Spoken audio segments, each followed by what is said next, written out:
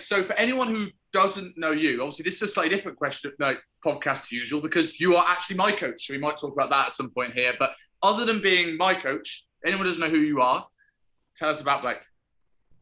What's up, guys? I'm Blake West. So my journey within the health industry kind of started, well, I grew up working out. I had an older brother. He competed in bodybuilding. I played sports in high school. So, I kind of grew up around that environment a little bit. And I never really got serious about it until about 2015. I moved to Tampa, Florida. I got involved with I'm sure you're familiar with the N1 guys, Chasm, Joe Bennett. They were kind of together at that point. Bryce Baum. I got involved with them, and really what got me really involved with it was initially it was the biomechanics aspect of it. I was just very intrigued by it. And, I got put through a few sessions by those guys. They taught me a lot. And I was like, man, if I would have known this shit years ago, I would have a lot more muscle tissue and probably a lot less body fat than I do right now. I just learned a lot from them. And, I just kind of put two and two together. Hey, the more I learned from them, the more I wanted to share that information with people.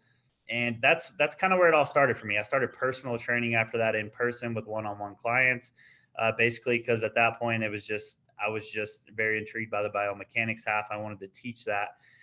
And that grew. And then eventually, in my head, I wanted to go online full time. Eventually, I didn't know how or what that would even look like.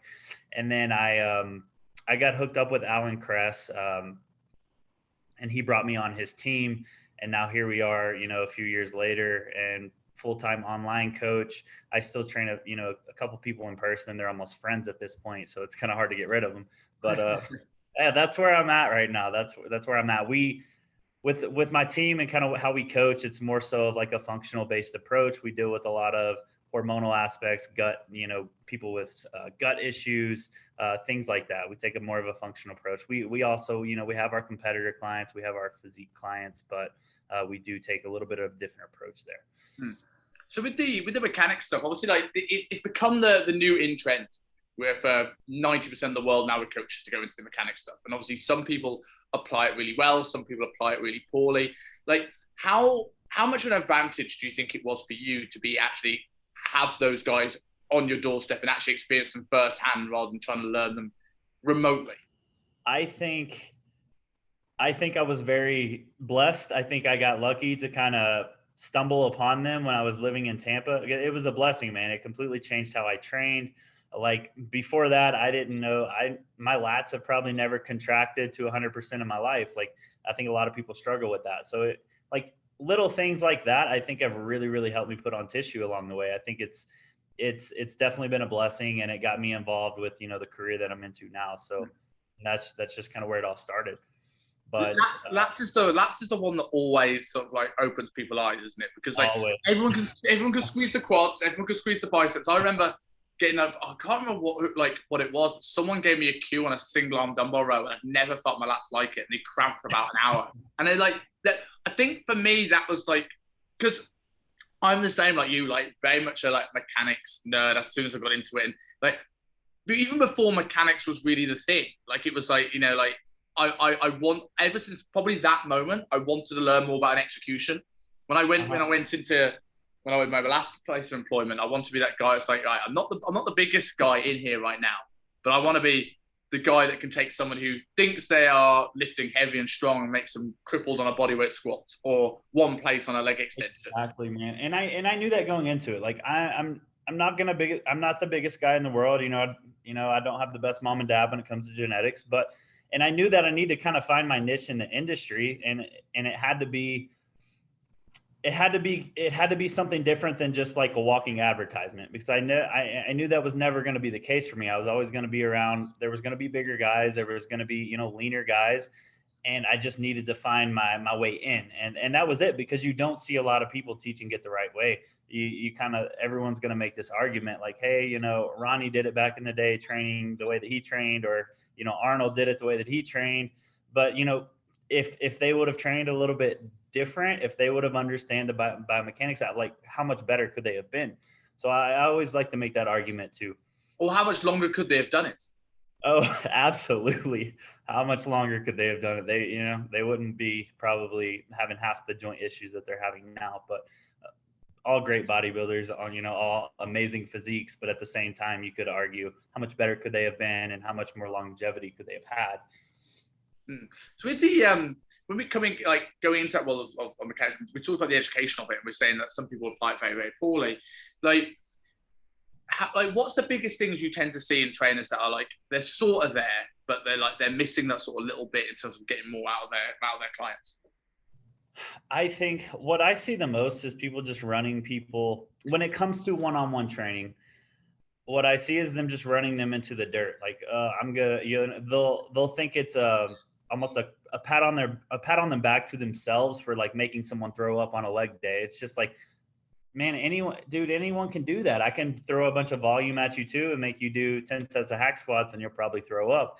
But could you get more out of that, or even just the same amount out of that with 3 sets if your execution improved, if your effort improved? So I see that a lot with one-on-one training. It's like, I'm going to throw the kitchen sink at this person. I'm going to give them all sorts of volume, and I'm just going to make them feel out of breath and gassed because I'm putting them through so much. But a little can go a much longer way if you optimize it correctly. Yeah, 100%. I think when you see this all the time, both in nutrition and training, which I'm sure we'll cover both. But when it comes to sort of like training, a lot of the times the argument is the client experience. Like, so I remember for a while that everyone put some form of track, metabolic conditioning at the end of the session. There was always some prowler, there was always an airdyne bike, there was always a dead meal.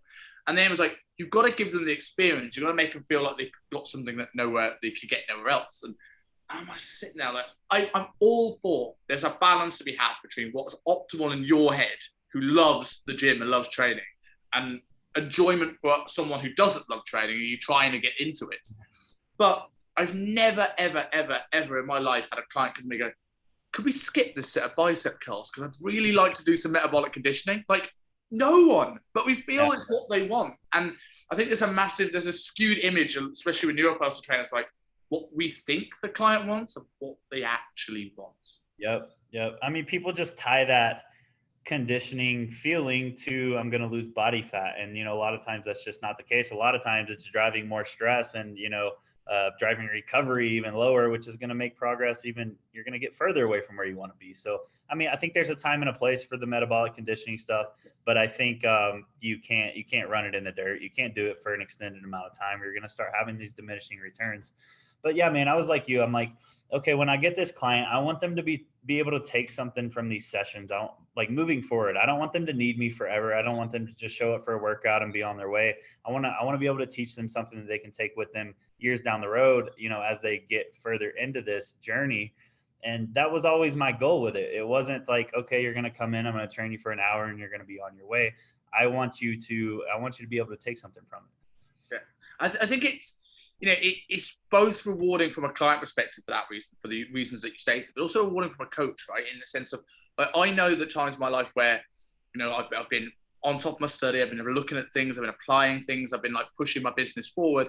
I tend to in turn give a better energy to my sessions, give a better quality of service. And I tend to enjoy my business more. The times where maybe there was things going on in my personal life, whatever, where I was distracted and it became more than I'd like it to be just that hour. It doesn't win in either way. And I think a lot of that comes down to like a lot of trainers not actually knowing what they're trying to achieve from the session. You mentioned trying to burn calories, and I'm like, I reckon so much of this to be solved if people got into heads like, this is not what the weight training part of this is really for. If you took away that, 90% of dumb shit I think would go away. Yep.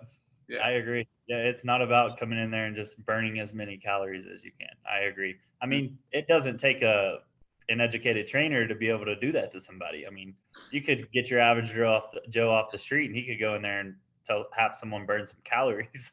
So, I mean, I just don't think, I think there's not a lot of education behind some of these trainers' philosophies, these one-on-one trainers' philosophies. It's more so get as many people in the door as I can, get as many sessions as I can, hour sessions as I can throughout the day, and let me send them on their way.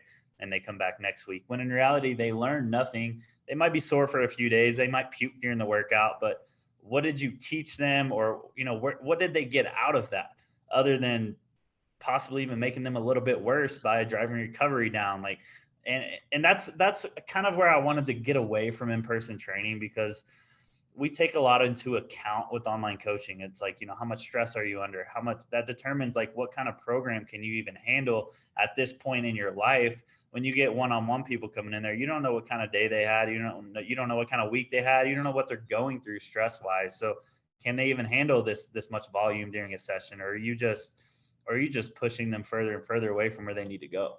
Yeah, I totally agree with this. I've said this for a while, like going into a little bit more the online space now, although I do a little bit of one-to-one, is that it's looking at online, it's almost more the macro as opposed to like one-to-one training, which is the micro. And don't get me wrong, obviously we're looking at program, we're looking at recovery, we're doing all that thing with our one-to-one clients, but as you said, you don't know what the day is like. They're often stressed, they're often busy, they're often not. The one-to-one clients often pay because they want someone there to tell them what to do. So you tend to get people that aren't immediately, depending on your niche, interested in the gym. Where your online people, especially people who aren't in the same country, you have sought you out. So they're kind of like, I know what you're about. I kind of like training. So you can sort of, it's more about, right, where do I want you to be in 6 months, a year, 18 months, rather than, right, let's make sure this week is good. Exactly. I couldn't agree with you more there. Yeah, like I think you're definitely, certainly with training. I mean, going back to sort of the calories in thing, I think it's hard. It's sort of like heartbreaking if someone actually knew how many calories are actually burned. Like not what the Apple Watch says, what is actually happening. Like you get what, an extra digestive biscuit after an hour and a half of work. It's like, it's not worth it. No, it's not worth it. And that's funny that you say that, because I just got an Apple Watch a few weeks ago and I freaking hate it because I'm coming more anal with tracking things, and I was never like that before. At the same time, it's like, how accurate are those things? Like, you don't know. You really just don't know. Yeah, it's exactly. And I think, I've seen all sorts of things when it comes to workouts. Like, I remember fairly recently, so you can probably work out where this was, which is quite shocking. Yeah, by the way, I get myself in trouble a lot for saying things, so be aware that I'll get cancelled at some point. A1 was a rack pull. A2 was a bench press. All right, fair enough. A3 was a prowler sprint. A4 was a burpee. Oh my gosh. Can you imagine that second deadlift? And the idea was, calories, I'm moving on. Just like, look what you're trying to achieve. Like, get more specific with that. Like, you could get so much more out of something with way less baggage, as you said. No, I agree. And the way that we program, I think there's a time, maybe not for that to that extent, what you just said, as far as that giant set that you described, but I think there's a time and a place for systemic type training. And like, you've even been through one of those phases. It's never for an extended amount of time, because that's just so much stress on your body. Now there's a time and a place to bring up that system and bring up, that energy system to further progress within like the large goal, whether it be, typically it's hypertrophy. But because we never want like conditioning to be the limiting factor on a set of hack squats. So we need to transition into that type of phase for 2 to 3 weeks, and then we come back out of it. But you see a lot of these people are like these boot camp style gyms, if you will, promoting this year round to where it's a circuit style training. And then they run into, you might lose weight initially. Then you start to run into these issues. You hit plateaus, digestion starts to go downhill, hormones start to downregulate, and they wonder what the hell's going on. Well, you're so stressed out, your cortisol's so high, and now these other systems are starting to downregulate because of it. So that doesn't get taken into account nearly enough, in my opinion. And I just don't agree with those boot camp style training or those circuit style setups to, for an extended amount of time. Especially when they're often marketed for people who are often very busy, very stressed, often lack recovery in the first place, right? That's where the issue is. Oh my gosh. Yes. Oh my gosh. I mean, yeah, people will write these programs for like beginner lifestyle clients and just throw everything at them, throw those circuits in the mix, and they have no idea what's even going on in their life outside of that. Yeah, I remember there's a guy called Paul Standall who works for the Muscle Mentors. So then you see like Callum Raystrix in the UK, and he talked about CrossFit, and he talked about it as like someone writing a CrossFit workout. It's like they just give it to a guy with Tourette's. Like, please, like And I just thought that funny. it's just random because we haven't had a jumpy thing yet today, rather than anything really specific as to what actually we're trying to do with this. Yeah, that's funny. Yeah, there's no goal with it. Just move as much as you can, and we don't care we don't care where the tension is. We just want you moving. Yeah. So like we often spoke a lot, like obviously the systemic work is we said about where there's a time and a place for that. And I remember when I opened that first workout program that you gave me, and I was just like, I mean, it's so much harder doing sort of like a full body, almost GBC style workout. Yep. When you've been in the game for a while. Like I've given this to like a lot of beginners for exactly the same reason. The conditioning sucks. They train 3 times a week, so they want a level of frequency.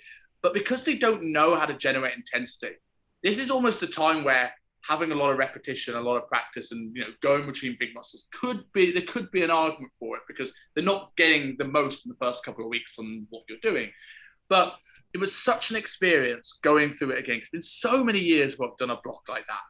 And I tell you what, as brutal as it was, I'm very, very, very, very glad I did it. Because like I feel better, my health feels better, besides the one reading which we always spoke about there. But I feel good, my weight's coming down, and my conditioning's in a better place. And it's just I gave me that such an experience of what I do with my clients, of what works and what things don't. And I think it's good for the coach system. This like going back and going through some of those blocks, even if you don't want to, it's probably well worth it.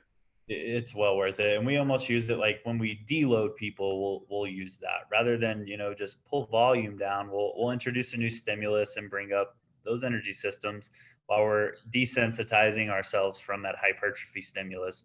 And we go back into hypertrophy, and guess what? You need less volume now to progress because you took some time away from it to bring up other systems. So for people who don't know much about sort of like, obviously a lot of the thing you've got from the N1 stuff you mentioned, and obviously Alan, and they're very, very specific in terms of where they're driving their stimulus, where they're driving their training. So like for people that don't know about sort of that sort of world, like how do you start piecing together a program for somebody, what somebody needs, why you would go for a certain approach? Like how does this work for you? The first thing I'm looking at is what have they been doing for the past 6 months? And it's usually like a kitchen sink approach, man. You'll see like a little bit of metabolic stuff, a little bit of like tension-based stuff. You'll even see some neurological stuff thrown in there. And that's really what I base it off of. Like where's their lifestyle, stressors, things like that at, how are they handling that? And then also like as far as volume goes, I'm not going to throw a bunch of volume on someone who has just a, crazy life going on. But it's really a matter of like looking at their program training wise, seeing where they've been for the past 3-6 months. If you have to dig that deep. And then, I like to initially get as far away from what they've been doing as possible initially. And it could just be for 2 or 3 weeks, but that's typically what I do initially. Okay.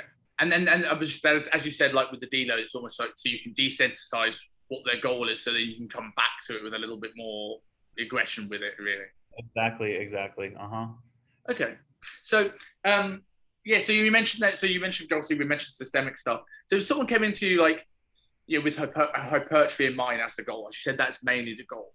So, when would you sort of go into, because that's sort of, if you're looking at strength qualities, we look at that sort of slap bang in the middle.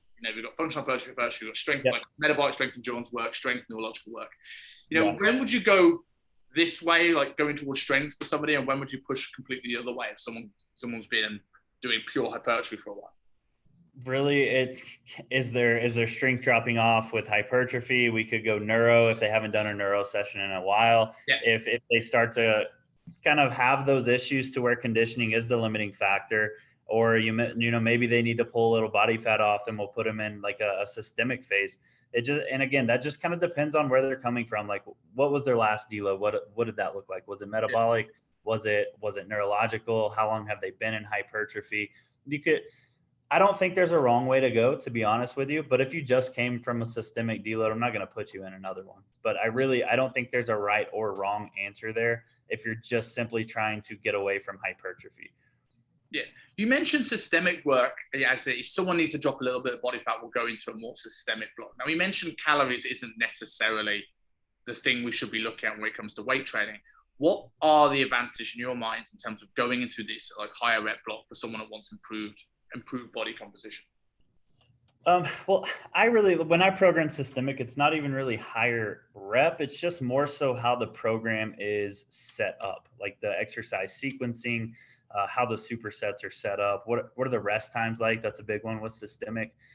And then like I said, it's good for body fat. You don't need, if someone comes to you and this is another thing to take into account. We always want to match the nutrition with the training. If someone comes to you like a metabolic stimulus like that, not a local metabolic stimulus, but a systemic metabolic conditioning stimulus, it's not going to require a ton of carbohydrates because there's not much volume per muscle group there. Like you're literally training half or full body with maybe one, maybe at the very highest 2 exercises per muscle group. And that's rare. It's typically just 1 per muscle group. So you don't need a lot of carbohydrates to fuel that stimulus. So someone comes to you and they're under eating, they're not eating a lot of carbohydrates. You could put them in a short systemic phase as you're trying to build up those calories. It's not going to hurt them as much. You put them in like a local metabolic phase where it requires a lot of carbohydrates, a lot of glucose, you're going to drive up inflammation because you need carbohydrates to fuel that. So like going into these specific phases, you mentioned a number of them there, and this is very similar in a lot of ways to the way I program as well. But the question I've always had with sort of this, like how, and I suppose it doesn't really matter. It's like setting a meal plan up where people overthink the setup so much that they never actually get them doing anything. But how specific do you reckon you could really get? Because if you're looking at sort of like a local like hypertrophy sort of tension-based program, those A series are going to be very much getting towards that. Those B series slightly less so. By the time you're getting to your C series, I know it's maybe single joint that may be the answer. Like fatigue's going to set in at that point where you are going to be shifting away from that stimulus anyway. In my mind, am I wrong in thinking that, or is that's shifting away from hypertrophy? Is that what you're saying? Well, no, but like if you're looking at sort of like. I suppose I'm looking at this from a traditional sense of like, you got the old school Poliquin way of looking at strength ratios in terms of like functional hypertrophy, strength, endurance. You're probably going to more of a strength endurance stimulus the more someone just gets away from fatigue. The load's going to come down dramatically. Does that take away from being as specific as someone like a Kassem, for sake of argument, would argue that it has to be exactly in this very small. Yeah. I mean, I think there's going to be an argument for anything that anyone says. There's going to be someone that finds a way to argue with it. Yeah. I mean, I'm particular about training phases, putting people in certain training phases. When it comes to things like that, like I'm not that meticulous about it. Yeah. So when it comes to, I suppose like as you mentioned with the online training, it gives you a bit of clarity. In terms of like, if I could be specific here, I can gear the nutrition here, and then I just see what happens, and I make adjustments as I go, right? And if your programming is so vague, how do I learn what works and what doesn't? Exactly, man. It's like, like initially, it's when you get a new client, it's like, especially when they come to you and they don't know what they've been eating, like they've just been eating whatever for an extended amount of time. You kind of find this base amount of calories that you put them on, and then you assess and you monitor week to week. It's based off how you respond, and that's really like that's all you can do. There's no like secret formula or like exact amount of calories this person needs to be on. You haven't really got to know that client yet. You don't know how they're going to respond to what you're doing until you assess for a couple weeks. There was another question you asked there too. I can't remember. That was pretty much it. Like, I think we spoke about throwing the kitchen sink out early when it comes to training. I think when it comes to nutrition, I think I've seen coaches so often spend so long trying to get the initial calories, macronutrient ratios right, find the perfect split for them. And I'm like, just get them doing something. And then like, I spent that time you spent doing that, coach them. Do the actual coaching, build a relationship with that person.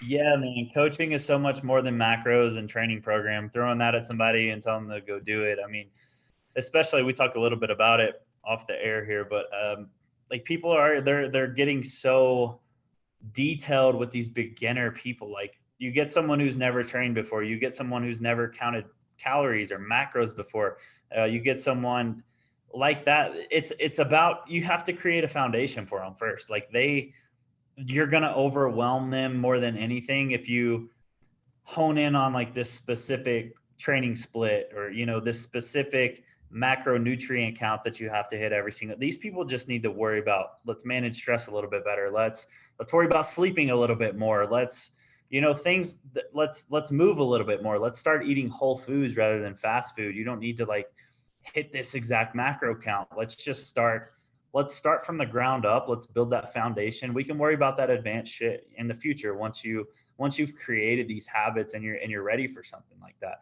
Because you get someone like that and you throw that at them, it's like, whoa, you know, what is this? I'm overwhelmed and I'm not going to do any of it. Well, instead of, if someone's never trained before, they're sedentary, maybe we start with 3 or 4 walks outside a week, you know, and just get them eating more whole foods, get them going to bed earlier, get them getting more sleep, create that foundation, or else, I mean, you're setting yourself and them up for failure, in my opinion. Yeah, I completely agree. And I read it on a post for you. You posted recently on Instagram about, you were speaking to a client about going through their diary and setting non-negotiables. And like, I think like things like that are massively like skipped over when it comes to like coaching, because again, it's about the calories, about the macros. And I was like, well, a lot of the time, if you haven't like got their day in a good place, where have you got the time to do all of this? Where have you got the time to track this? Where have you got the time to do all these sessions and cardio? It's like, find that time first, and then you know what's truly available for the things you're giving. Exactly. It's, yeah, you gotta get your life in order first and get that foundation set. Like, I had a guy reach out today and just checking. He's in college. He has a big exam on Wednesday. He's really been struggling with it.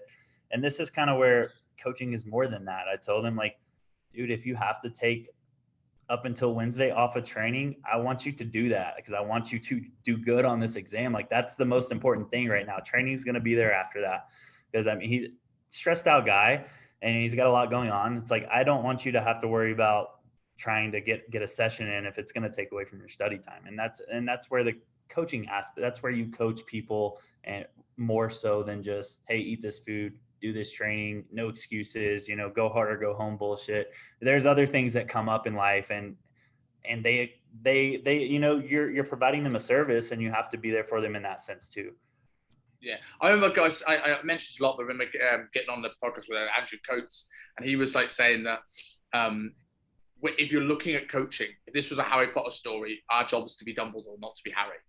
And I think a lot of coaches try and make themselves the hero of the story, and it has those issues. Like, even with coaches, like I came, not to the same extent as your clients come, but when I came in and spoke to you and Alan, it was like, I could tunnel vision a diet, but yeah, and I'm all right. I'm not ridiculously obese, but I don't hold those habits. And like, say, well, if that mindset was, we've got 10 weeks and you've got to be absolutely peeled to the bone, how would we have worked around my trip to the last minute trip to Dubai, my hotel quarantine? We wouldn't have. Oh, yeah, I know. I mean, yeah, and that brings up a good point too. Like, things like that come up. It's like, okay, these people are going to reach out to you.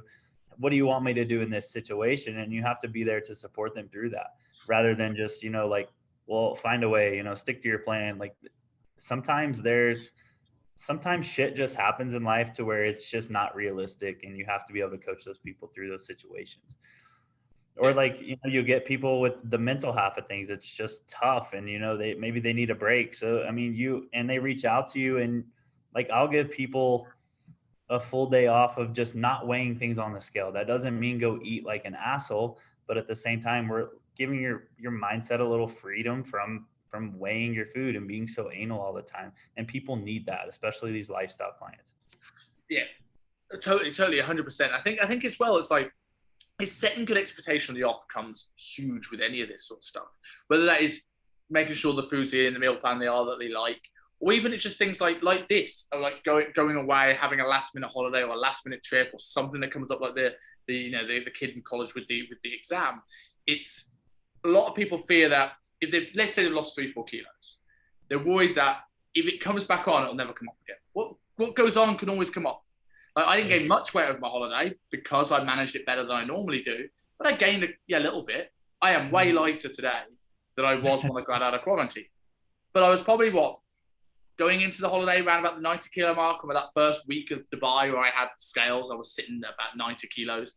I went back up to probably about an artificial 92 coming out of quarantine. And then I'm 88.4. So like it's people often think like they're so fixated on if I had a bad week, it's a failure. Where it's like, fine, you just push the week. If you've got a goal, it can be a week later. Like life still happens. Exactly. It's like, okay, well, you had a bad week. You have two choices. You can either kind of get back on the wagon or you can completely fall off the wagon. And, you know, some people go with the latter, but you know, that's unfortunate, but you really do. I mean, it happens and it's going to happen again. It's about creating that mindset. Okay, now it's time to I had my fun. I had my week. Now it's time to kind of put my foot down and get back to reality and get back on the plan. Or, you know, you do have some people that go the opposite direction, and it is unfortunate. Yeah. And that's, we talk about all the benefits of online training earlier on. That's sometimes the drawback of online training. Like, because if that was one of your in-person clients, you could see the head drop. They're not feeling the same way. They're dragging the heels. You can like, hey, man, let's have a chat. But online, those kind of people might just never reply to your messages ever again. I know. And that's the thing. Like, we always want open communication, and I always tell people that on our initial call, like, hey man, I only know as much as you tell me. We encourage open communication. There's no such thing as too much information. Even like with the mental side of things, like where are you at, how are things going, like it's important from a coach to a client to know what's going on in someone's life, so you can program for them, so you can try to support them through that as well. And going back to like throwing the kitchen sink, I think it's important to meet people where they're at currently. You cannot expect people, especially like competitors who are coaches, former competitors who are coaches, they expect everyone to live that lifestyle, and that's just not realistic. You have to meet these people where they're at currently, or they're not going to adhere to it. They're going to fall off the wagon completely. Yeah, you hit the nail on the head there. Like, it goes back to that topic of giving people macro straight away, right? It's I always compare it to like trying to learn a new language. Let's say if you want to learn Spanish, and like people say, like I often hear meal plans, they don't teach you anything. This has become my catchphrase for last year because I'm a big pro meal plan guy initially. And eventually my aim is to teach people to be self-sufficient with their food, and maybe even eat intuitively, but eating intuitively got them to where they are right now. But if you put that in a context of like say learning a language, saying meal plan doesn't teach you anything. It's like saying, hey, I want to learn Spanish. Shall I have an audio tape or an app to learn it? No, just go to Spain. You'll pick it up. It's like you've gone too far ahead. Just going in this, how many foods are there in the world? Here's your numbers. Go. Yeah, no, I agree with you there. And I tell people that initially, like, we'll get to where you're going to have some more freedom as far as subbing in. But like right now, you don't even know how to count macros. I can teach you that along the way. But for right now, it's the easiest route for you is going to be to just follow what's on this sheet of paper. Granted, there might be some free meals that flow in there, and that's fine. That's all about, you know, it's going to be a gradual lifestyle change. I don't expect it to be perfect the first week or maybe even the 6th week. It still might not be perfect. Everyone's a little bit different.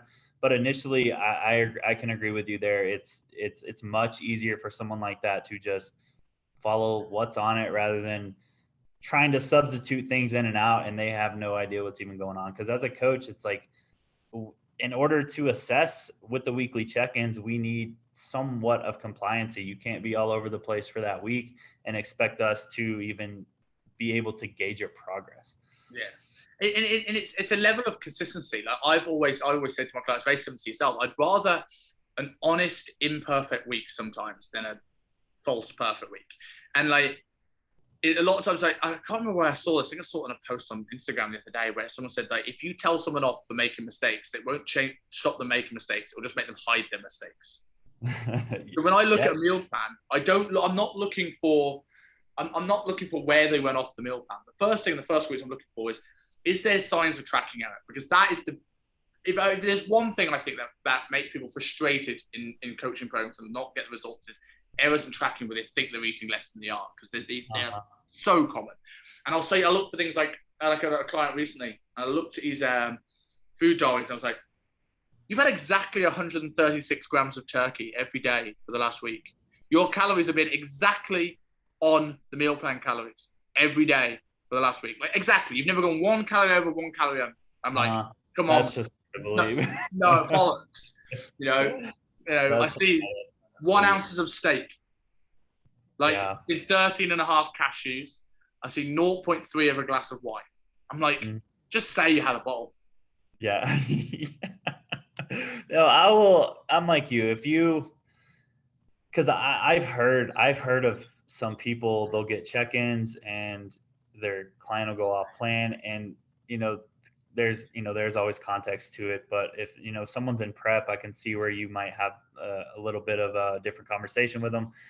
But general population, you cannot, like you mentioned, if you get onto them to an extent, it's going to make them start hiding. It's going to make them not be honest with their check-in. So yes, maybe call them out a little bit, but I always end it with something positive. Hey, let's try to do a little bit better here, but look at progress we made elsewhere this week. So this is good, but yes, we still need to improve here.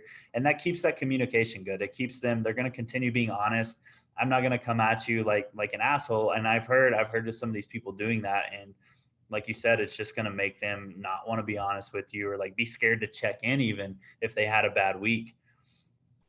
Yeah. I also think it's a little bit condescending as well, right? I think sometimes, I don't know what it is about some personal trainers. Like, I think we've all been there. A lot of these people will, learn as they go and get better communication skills. But we almost forget that we're in a very, very small, very, very new bubble. The fitness industry is still very new, and it almost like people should expect to learn calories and macros, and people should understand it. It's like, well, I don't understand the stock market, and if I went into that world, I'd probably get shouted at for being awful.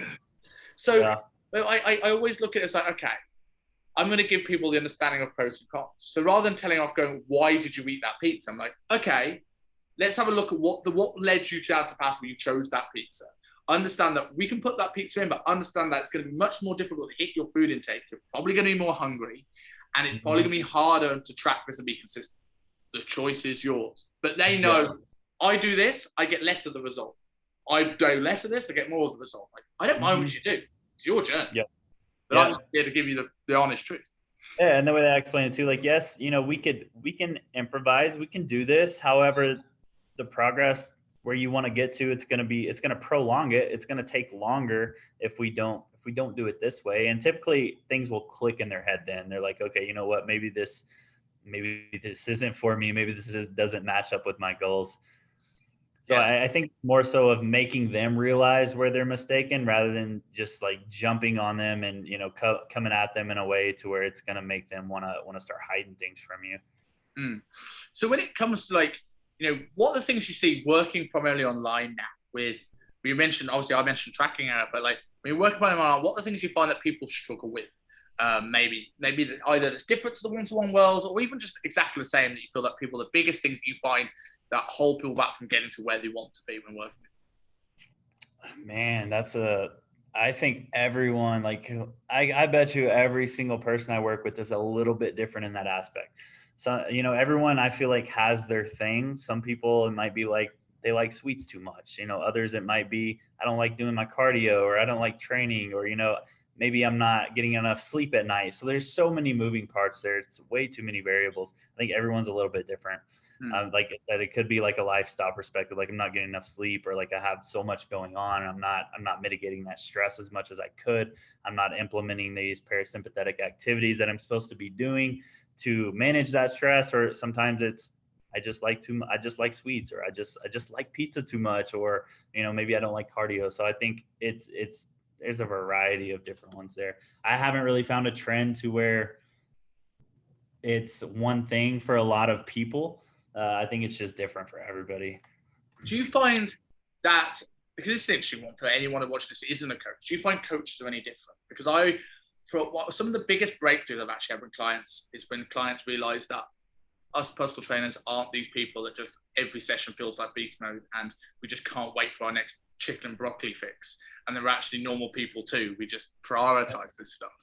So like, do you find that you've worked with obviously a number of coaches, you work with people that do competitors, and you've worked with the general population.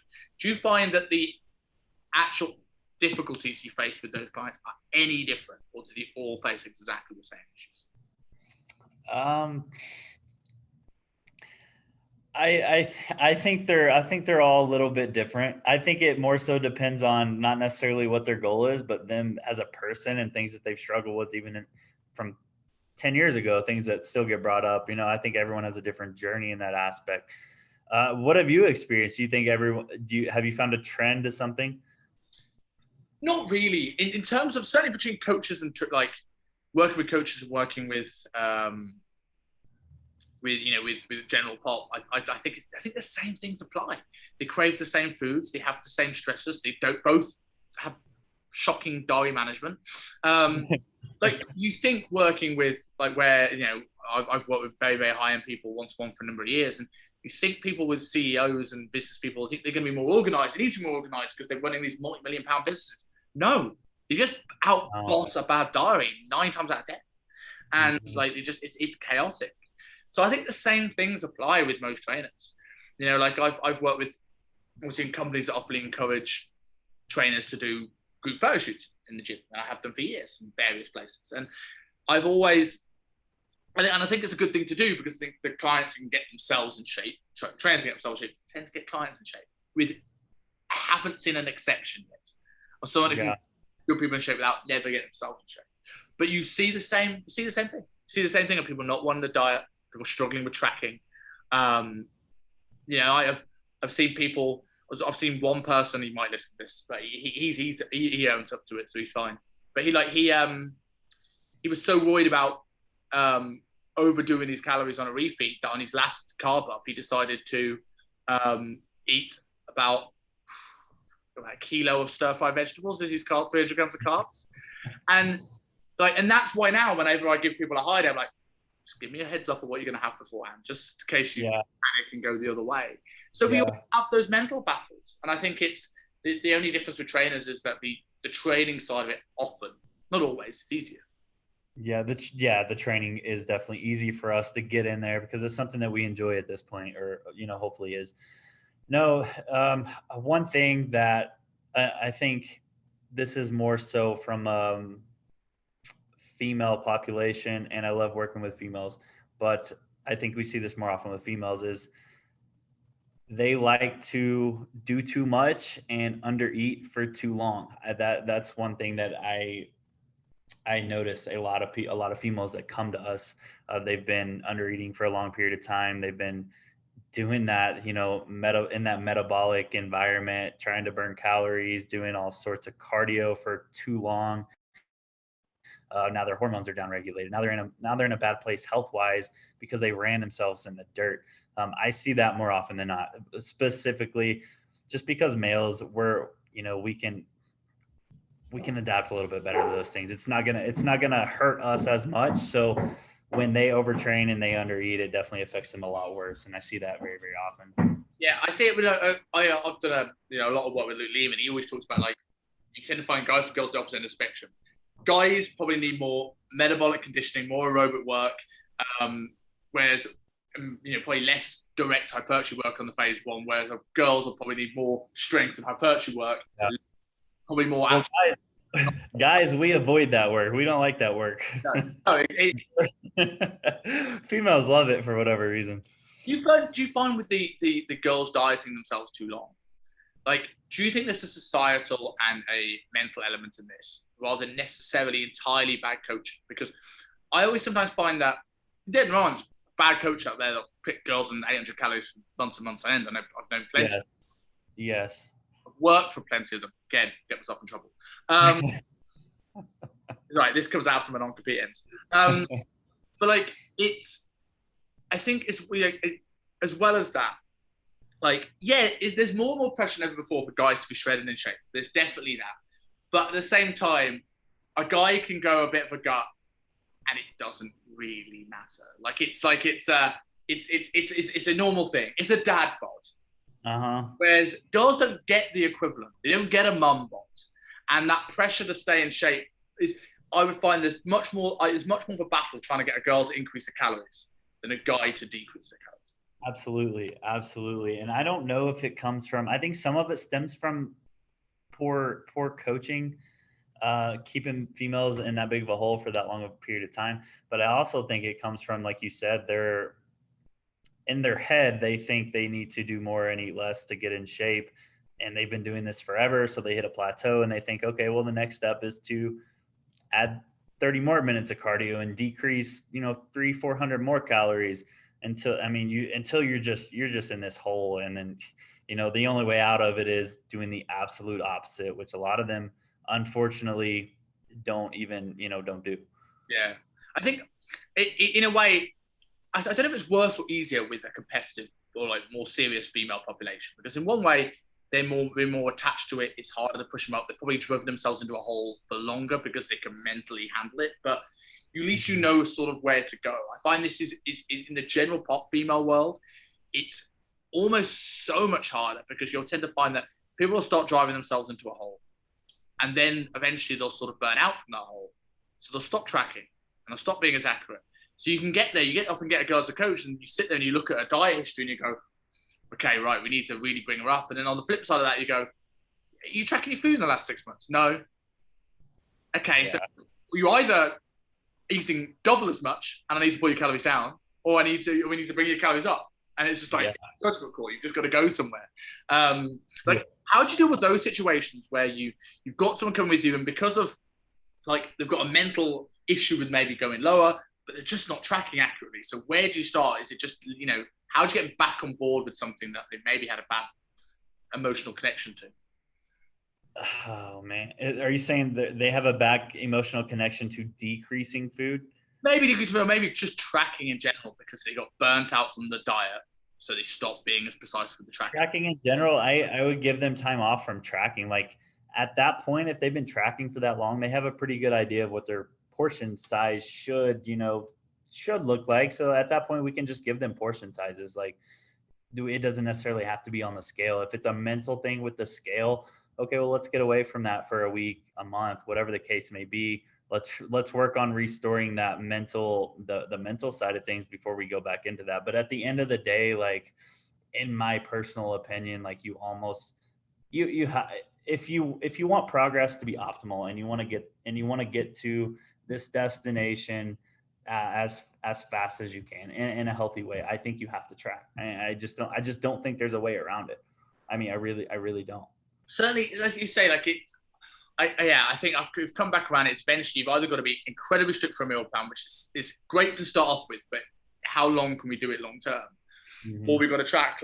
But precision nutrition get great results with the palm size portion control. But again, the downside of that, and obviously they get some great results. It's slow, it's habit-based approach. I'm very, very, I think it's very good for a lot of people. But you don't know how many people go really low on that and they don't know. And you're looking at telling someone on day one that we're going to have 12 to 18 months worth of dieting. That's just add a fish oil this week. Next week, add some protein palms. And great for a certain population, but sometimes the best way to get long-term change. There's tons of studies on this now, like having a quick initial win will actually help long-term change. As long as you know what you're doing to bring it.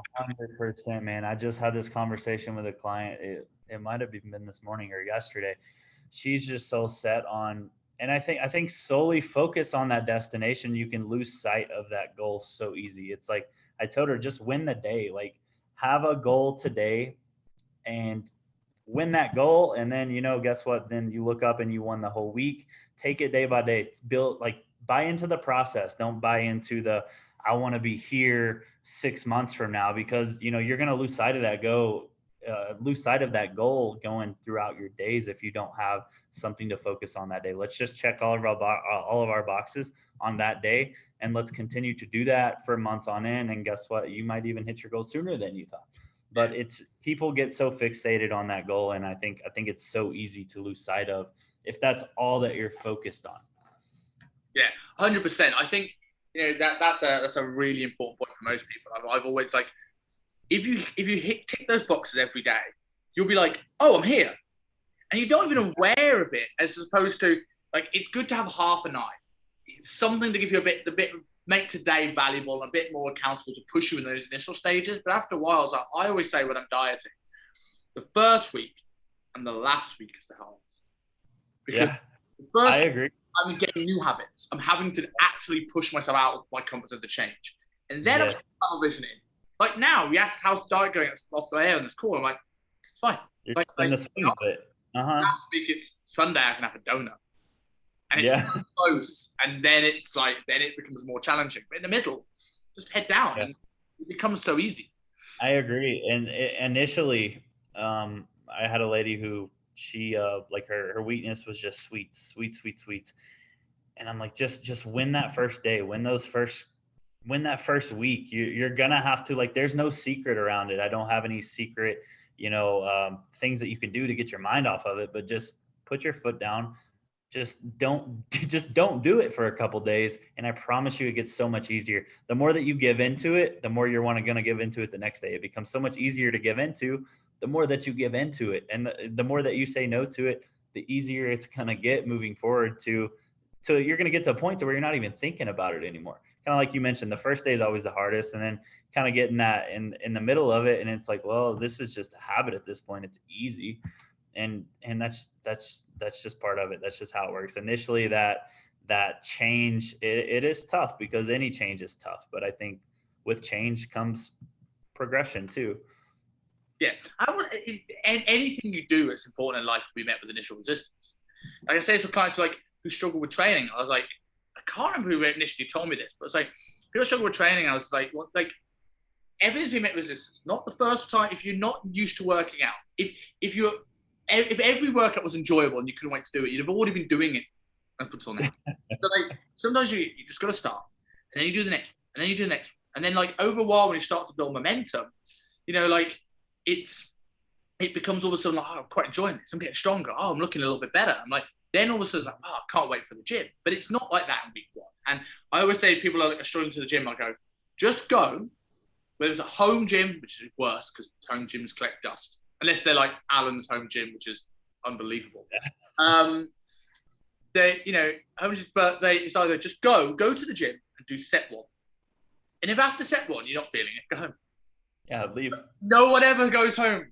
Or at least just get off your couch and drive to the gym. I bet you're not going to turn around and go home once you get there. Yeah. It's just that initial push is just what people need. Just like that initial first day is the hardest. That initial getting out of the house to go on that morning walk, or getting out of the house to drive to the gym. That's the hardest part. Once you've done that, you've already won. Yeah, absolutely 100%. I think it's a big lesson for most people. Just say it's taking those things up and going back to the sweet craving thing. It's like it becomes so much easier. I remember like how much I loved fruit towards the end of my last diet, and how much I loved like 98% dark chocolate. Yeah. I come off my diet now. It gave me 98% dark chocolate. And I'm like, oh yeah. Yeah. I can't go above like 95. It just gets bitter. Yeah, I have to be in the hole. Like last time, like my last prep, I got really lean, and I wasn't on this the whole time. I could start at 300 grams of carbs. It was a good prep, but the last 3-4 weeks, health was in a good spot. Went like into 1100 calories, came out, and that time I was like, I love this 99% dark chocolate. Yeah. And just going into the 1100 calorie thing, that's fine, but just whoever's listening here, he didn't do that for a prolonged period of time. Yeah. You cannot stay that low for 6-8 weeks like some of these people are doing. If you're looking for a cosmetic look for a certain day, you have to push things to an extent. But guess what? If you're not in it for that prolonged amount of time, you will recover from it. Yeah, and you mentioned you mentioned earlier about how we're looking at recovery, looking at stress, looking at sleep, looking at all these different factors. It's like that decision of when to pull the pin and push isn't based on, well, before it's based on the competition dates here. It should more be based on, are you in a good position to do this at all? Like, yeah, keeping it outside, your training volumes comes down a little bit to accommodate. Your stress is good, your aerobic health is good. All right, go for it. But if none of those things are in place, just don't go there. I don't care when the date is. No. Yeah. I mean, I think you have to, when you're talking like competition or photo shoot prep, whatever the case may be, I think you have to prep. You have to prep yourself to go into that knowing that it's going to be a little bit unhealthy, but if you go into it in a good place, it's a lot less unhealthy than it has to be. You can't go into a prep like that already eating low calories or, already in a bad spot or you're gonna dig yourself a really deep hole that's gonna be hard to come out of. With because there's one thing I wanted to go on through. We've given a lot of love, and these are mainly universal tips regardless of gender, but we're giving a lot of love to the females here. One thing I often see with guys, which would be good to get your take on, is how do you manage it's probably more general pop guys, but competitors have it too because we have so much dysmorphia. Is you trying to get guys that they're great to start with, and then you start getting close to a certain number on the scale, whether it's below 80, below 70, below 90, whatever it is. And that's the number where they start to feel skinny. And it'll often coincide with them feeling flat. And they'll start to self-sabotage around those. Like, how do you work with your guys to get through that, knowing that being flat is an inevitability? To be lean as you want, you'll need to be lighter. Like, when you hit those barriers, what kind of things do you do with your guys? Yeah, that's a good point. I ran into this the other day. I got a guy prepping for a photo shoot. Being flat is a really good thing when you're trying to get lean. If you're going to get to that extreme condition, you're absolutely going to have to get flat. And that's just part of it. Granted, there's going to be some refeeds where we fill you out a little bit, but you're going to have to get to a point to where you are flat and, your muscle bellies aren't popping, you just look flat. You're not full at all. If you're going to get to a certain degree of condition, I think it's necessary, and you just have to explain that to them. You're not in a bad place. Like, I could feed you 300 grams of carbs tomorrow and you'd look like a new person, but we're not to that point yet. We need to keep pushing. So you're just explaining to them, like, this is part of it. You're in a good spot. Yeah. And a lot of times they'll trust you with that. Yeah, I always, the best way I've explained it, a lot of times the biggest concern is that losing muscle, right? Is your strength going down the gym? No. Okay. Awesome. Mm-hmm. Are you, other than the first couple weeks for a big drop in glycogen and water, are you losing size off your extremities, arms and legs? Yeah. No. Okay, cool. Yeah. And the way I often get Gen Pop to understand it, it's like, I always look at a sponge. Imagine you got a wet sponge that's full of water. In this case, that's a muscle full of glycogen. You start training, it's like squeezing that sponge. The sponge is smaller, but it's the same amount of material that sponge is made of. We've not made the sponge smaller. It just looks. That's a good way to put it. We just got to fill it back out. Yeah. And strength's going to drop at some point too when food gets that low, and that's okay. You just have to manage volume. You have to kind of reiterate to them, we're not going to put on muscle at this point. You're in a deep deficit. We're going to do what we can to maintain what you do have. So training volume has to be accommodated for that. It needs to be pulled down. Sets to failure likely are going to get pulled completely out at that point. But that's part of it. You can make the argument, like, are they natural? Are they using PEDs? If they're natural, yes, they might lose a little bit more tissue than someone using PEDs. But to get to that condition, again, it's just going to be part of it. Yeah, I've literally had I do between these interviews, the podcast episode, a solo episode. And one of them I've got lined up in about 2-3 weeks is going through that. You have to get almost, get leaner than you want to be able to feed up to where you want to be. If you want to sit at 12, get to 8. And you also probably are going to have to get flatter than you want to be at some point too. That's part of it. Great audio content, but I'll show you the picture that, if I can find it, that I used for the icon of that podcast episode.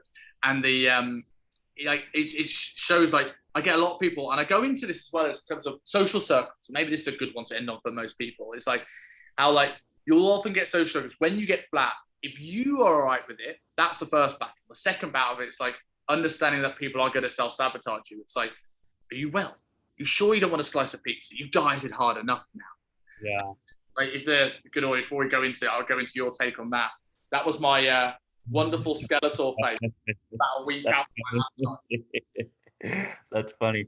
What question? People self-sabotaging you at that point when you're that lean? Yeah. What's your take? What's your take on that? How do you work people in through those barriers where people go, are you well? That's what I get a lot. It's you sure you're not sick? For me personally, if I'm prepping for a show or something, that is my biggest pet peeve. Just have a little bit of this. It's not going to kill you. You already look good. So I don't recommend this for anyone, but this is typically what I do when I get to that deep of a deficit. I just quit going around people for the most part because I want to avoid those conversations. It's man, I just mentally, I can't deal with that right now. I would just rather eat my food and, stay at home at that point. I'll deal with that after the show. But no, that's a big pet peeve for me. They don't understand the work that you put in. They don't understand like how much that could throw you off, being how lean that you are, how much that could affect your look at that point. Yeah, I think it's what you mentioned. Also, like you've done this enough. You know the game well. You can move yourself away from people, as you mentioned. But obviously, for a lot of people who listen to this, they're not going to like remove their wife or you can't do that. I would advise not doing that. But yeah, it's yeah. So like do you guys any like things you potentially tell your guys and girls when you get to that stage, sort of push through that sort of like the negative words consciously or subconsciously they're getting, or is it just sort of like remember the goal, remember why you're doing this? I mean, remember the goal, and also like who are you surrounding yourself with at the same time? Because if you're surrounding yourself with people that that are real and that are good for you, I don't think they're going to self-sabotage you as much. I think the self-sabotaging is going to come from people who are envious of you, who are jealous because they don't have that look, or they don't have the mental capacity to handle what it takes to go through to get to that look. So I would reiterate, like, hey, this is coming from them talking to you like that, is coming from a place of them knowing that they wouldn't be able to do that personally. Like, I would not take that personal, because the people that you're around every day, the people that are there for you, that I highly doubt, after seeing you go through something that brutal, they're not going to self-sabotage you at that point. Yeah, totally agree. And I'll add one little thing for people who work in offices that are dieting at the moment, is that if someone comes in with a box of anything, biscuits, donuts, anything like this, they will always, without fail, offer the dieting person first. Because if the person who's dieting has one, I feel better to have one. They feel better, yes. Even though I'm 40% body fat and had 3 on the way to the office. Yep, I got a few like that, and he'll check in almost every week, like, man, they had this and this at the office in the break room this week, and he's always the first person they offer because he's lost quite a bit of body fat, and like, yeah, it makes them feel better if they see someone like that indulging on it. But grandma's the worst. Grandma's the worst because we're sort of, obviously it's become more mainstream than ever before, people wanting to get particularly lean. Most people's grandparents live in a generation where they rarely met anyone like this, so they don't understand it. They're worried that they're sick, they're feeders, and they want to feed them up. But like I'm quite outspoken and strong-willed to never see this, but I see it a lot with clients where they go to the grandmother's house and they just can't say no to the full. Yeah. It like breaks their heart. My mom's actually the same way. She wants to, if you come to her house, she wants to cook for you. It makes her feel good.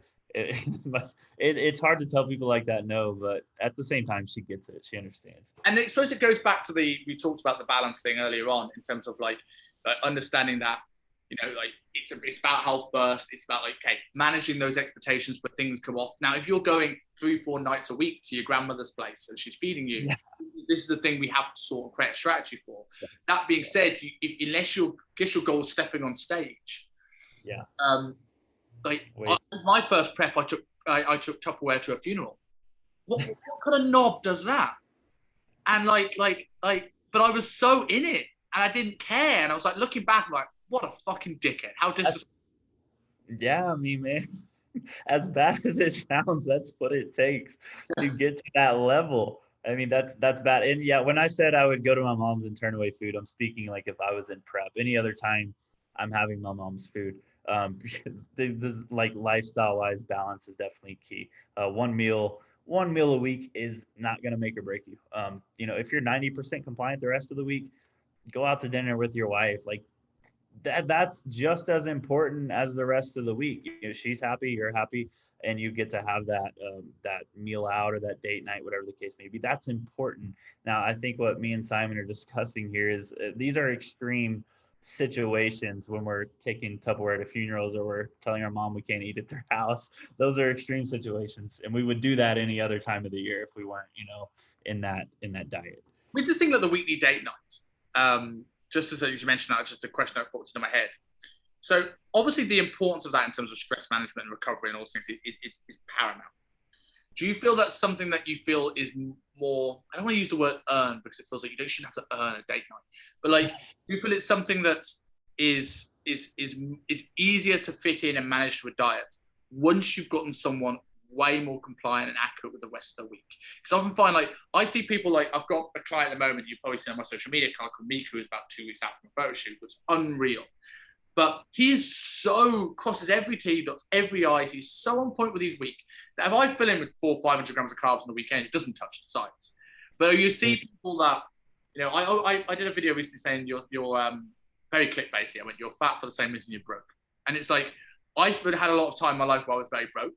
And it was never, oh, I shouldn't have bought that fourth Rolex that week. Oh, I shouldn't have booked a holiday to Ibiza 3 nights and, you know, 3 out of 4 weeks. It was too many coffees and Starbucks. It was the little unnoticed things.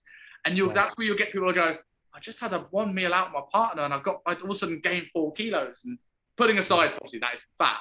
But a lot of that is because the other days of the week are so inaccurate that they don't really have that window. Exactly. And I have that conversation with just about everyone I work with. If you're 90% compliant Monday through Friday and you want to go out to dinner Saturday night, you're going to wake up Monday morning, no harm, no foul whatsoever. But that goes back to, were you 90% compliant Monday through Friday, or were you, now if you were 50% compliant and then you binge on the weekend, yeah, we're moving backwards at that point. And so it definitely person dependent, and it depends on, you know, how well, because I have some people that'll tell me straight up, I can't handle a cheat meal on the weekends, or I'll binge, which we obviously have some work to do with the relationship with food there. But I think it's so important to be able to do that and be guilt-free about it, because like I said, it's just not going to make or break you if you're 80-90% compliant the rest of the week. Yeah, structure creates freedom, right? I heard that on a call the other day. Yeah, but at the same time, that doesn't mean go out and eat until you're sick, or, you know, drink until you throw up. Alcohol-wise, it means, you know, chew your food thoroughly when you're out to eat, so your brain can tell you, hey, I'm full. You don't have to finish everything on the table until you're bloated and you feel sick. So that doesn't mean go out and you can just have a binger night. It means go out, have dinner with, you know, friends, family, wife, and enjoy that. But at the same time, don't lose your mind over it, because that also starts to create this bad relationship with food. Hey, I'm just compliant during the week, so I can absolutely eat till I'm sick on the weekends. We don't want to have that either. Yeah, 100%. And I think it's like you mentioned chewing your food being one, like having strategies like that. I always say pick some with protein in it, pick some with something green on the plate, and then eat them first. And then you go and eat a tiramisu or portion of chips. That's different between half a bowl of chips and 4 bowls of chips. Yeah. You're full. And I think strategies like that means you can allow people to have a meal where it feels like a mental break from dieting, where you already damaged limitations without them having to really necessarily think about it. It's like going to a buffet and having one plate. Yeah. You don't feel like you die. Choose whatever you want. You have one plate. Mm-hmm. Yeah. But this has been a good, man. I know you have your Saturday is a full work day until your evening, and then you've got your weekend. So I don't want to keep you too long. So for people who don't know where to find you, how can people learn more about yourself? You could go to my Instagram. It's at BlakeWest22. You could go to our website. It's MaximumPerformanceTraining.net. That would probably be the best 2 places to learn about me, learn about us, learn about, you know, our approach to coaching. Okay, cool. To leave you with one silly question. Because we obviously spoken a lot about dieting foods, spoken a lot about cravings, spoken a lot about those sort of stuff, what is your favorite in diet food? Whether that could be while I'm dieting. That's either something you always fit in or something that helps you get you through your day. It could be as clean as you like or as manageable as you like. What's your favorite food to keep you going when you're dieting? Honestly, this is so basic: rice cakes and almond butter. Bro. Yes, that's my thing. That's usually in my meal before bed, and I look forward to it every single night. But at the same time, like when you're dieting, everything's good. Like I will crave chicken and rice. Like I will crave rice more than I've ever craved rice in my life. You just crave food at that point. Everything tastes good. Yeah. But no, if I had to pick one, it would probably be the rice cakes and almond butter. Almond butter is dangerous though, man. I in my house. I get PB2 because I know that if I give myself peanut butter, that scoop in by week 4, There was no chance. We had a client come into the gym recently that says he's got to have peanut butter in his diet. He has to. I'm like, why? Yeah. He's like, he's got to train. I asked him why. He went, because I'll get cramp. Have you tried salt? Have you tried vegetables? Have you tried water? Start there first, and then we'll see about this. Yeah, it's got to be the peanut butter. Yeah. What's the on that topic? What's your favorite non-dieting food? If you had free reign. Non-dieting food, I'm a big sushi fan. I'm also a big like boneless wing fan. Oh, that's a good show. That's my two. I'm honestly, I'm not picky. I like tacos. Like we could have a whole podcast on non-dieting food. I'm a big foodie. if you ever want a round two to talk food and greasy food and do literally the opposite of this show, like this is not just a fitness podcast. I've always said to Luke Lehman when he went off, we did a what about posture and performance and like mechanic stuff.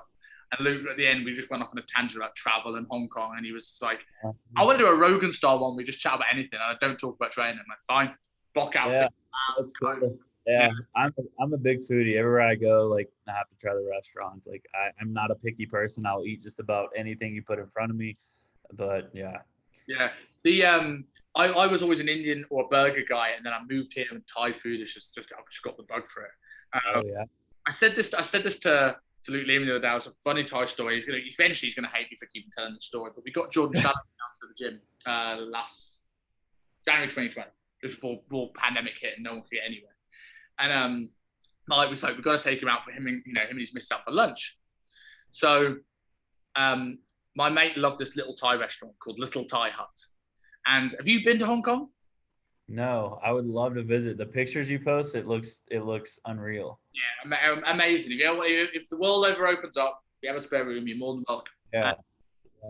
But the rents are premium, right? Like it's mega expensive here for very little. But this place is narrow. So we're taking. You said it's very expensive there? Very expensive. Like day to day, you can get food that's cheaper than anything you'll ever imagine, or you can get food that's more expensive than anything you imagine, everything between. But rent is extortionate. Yeah.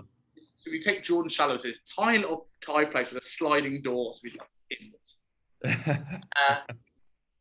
We said we've got to get A2 2 egg, which is the pad krapao, so minced pork, an egg, some chili, some rice. Bang it. And he's like, no, I'm going to get 2 portions of the half chicken and rice. And he couldn't get his head around the fact that the chicken was cold and the water was warm. And I'm like, welcome to Hong Kong. Like the first meal I had here was something called a hot pot. Have you ever heard of hot pot? The hot pot is this like you basically have this big boiling broth you put in in front of you, and you have all these foods like a little bit like a buffet thing. You've got all these foods up, like you cook it yourself. You just stick them in the spicy broth, and you'll you cook some there.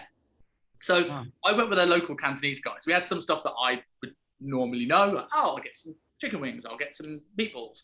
And then he went and spoke to the waiter in Cantonese to make sure I didn't understand what he was ordering. He got duck blood. Now, duck blood, I'm like, all right, black pudding, if you know from the big UK favour. Love black pudding. Like, okay, if it's like black pudding, I like it. No, it's like jelly, like red jelly. But then the weirdest one was prawns. I'm like, okay, I like prawns. And then you grab the stick and you realise that prawn on the stick is still moving.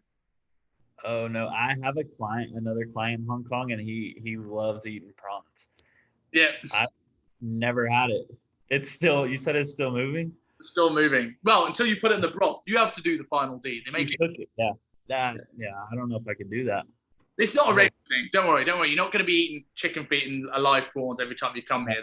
Every time. You get Texas barbecue. Don't worry. You can get everything in the world. You get sushi. You're fine. Okay. Cool, man. Well, I'll leave you to it. But thank you very much for this. It's been great fun. And obviously, I'll speak to you soon. So I'll be checking in tomorrow. Yeah, sounds good, brother. I'll talk to you soon.